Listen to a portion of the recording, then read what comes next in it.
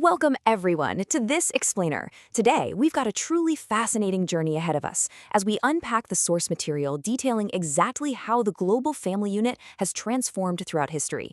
We're going to be looking at the family not just as a group of people living together, but as a dynamic living institution, one that has continuously adapted alongside human civilization, shifting from ancient, rigid structures all the way to the highly complex legal frameworks we navigate today. Let's get into it. Okay, let's dive into this. Take a quick second and picture your own family setup. Who comes to mind? Who lives in your house, and how are you connected to them? What truly defines that unit for you? Is it blood? Is it shared living space? Or is it something more legal and structural? Our source material challenges us to kind of strip away our personal biases and examine the family for what it truly is, a highly adaptable, ever-evolving social technology. So, here is our roadmap for today. First, defining the family unit. Second, the historical family structure. Third, the rise of the modern family. Fourth, the evolution of marriage. And finally, number 5, law, children, and succession. All right, starting with section 1, defining the family unit. Let's lay down some sociological basics. At its most basic level, a family is an adult and their offspring. Now, the nuclear family, which is usually 2 adults from different lineages living with their kids in a private dwelling, is widely considered the oldest structural unit in human history. But contrast that with the extended family. This is where the unit balloons out to include married children, their spouses, or maybe elderly dependents, basically creating a complex, multi-generational microcommunity right under one roof. What's truly fascinating, though, is looking at what a family actually does. Beyond the obvious emotional warmth and psychological security, the family acts as a vital economic engine. It provides food, shelter, and physical security. It regulates procreation, socializes children, and acts as the fundamental bedrock for overall societal stability. So the family isn't just a home, it's a mini society engineered to keep the broader world spinning. Moving on to section 2, the historical family structure. Let's take a look at our patriarchal past. For most of human history, the family was strictly patriarchal. The source text highlights the Hebrew Bible era, where male clan heads maintained multiple wives and concubines. By the time we get to the Roman era, polygamy fades into monogamy, but that male-dominated extended family structure remains firmly entrenched, surviving right through the Middle Ages in Europe. But then, the 19th century hits. The Industrial Revolution acts as this massive societal wedge, drawing young people away from rural farms and into city factories, which permanently fractures that traditional extended family structure. Which brings us to section 3, rise of the modern family. We're entering the post-industrial era. Now, this era sparks a totally dramatic structural shift. Historically, we saw very rigid, exclusive roles. Women were tethered to the home. Men dominated public life and wage earning.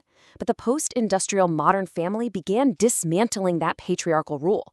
Today, domestic care and financial provision are increasingly shared endeavors, paving the way for far greater equality between the sexes. But this evolution, it definitely hasn't stopped. Our sources note that current structures are incredibly fluid.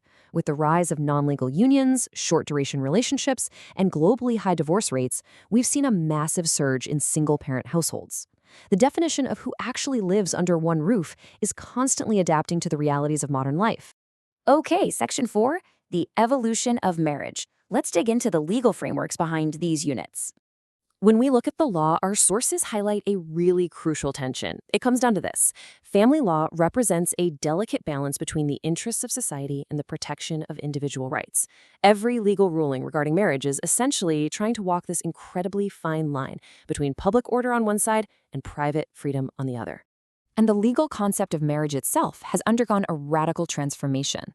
For centuries, marriage was essentially a legal transfer of dependency. Under English common law, a bride was literally transferred from her father to her groom and entirely lost her independent legal identity. It wasn't until the emancipation movements of the 19th and 20th centuries that marriage was legally redefined as a voluntary union based on spousal equality. And today, that legal definition continues to stretch, accommodating calls for the acceptance of same-sex marriages and non-traditional unions. However, history is absolutely full of surprising legal exceptions. While English common law stripped women of their rights, Muslim women historically maintained considerable independent control over their personal property. Additionally, practices like the dowry, providing money or property to the husband along with the bride, were historically used to compensate for a bride's legal dependency, though, that practice has largely faded in modern industrial societies. This delicate balance between public and private is probably most heavily tested during a divorce. In older Roman, Muslim, Jewish, and Chinese systems, divorce was often unilateral. A man could simply declare the marriage over.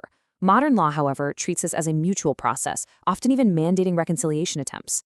Today, an entire specialized legal apparatus exists to manage this fallout, utilizing civil courts for extreme cases of abuse and dedicated family courts to navigate the deeply sensitive issue of child custody. Finally, Section 5. Law, Children, and Succession. Let's see how the law protects the most vulnerable. Historically, a child's welfare was a strictly private matter, left pretty much entirely to the whims of the father. But over time, society woke up and realized it had a vested public interest in how the next generation was being raised. Today, family law aggressively supersedes parental authority. Mandates like compulsory education, child labor laws, and abuse interventions loudly assert that society holds the ultimate responsibility for a child's best interests. And lastly, family law dictates the succession of property, basically managing how generational wealth moves through time. While a will allows an individual to specify their exact wishes, the law acts as a vital safety net. It allows surviving relatives to contest wildly inequitable distributions, and it utilizes intestate laws to ensure fair, structured distribution when someone passes away without a will at all. So, we've seen how the family unit has evolved from ancient male-dominated clans all the way to voluntary modern unions that are protected and regulated by specialized laws.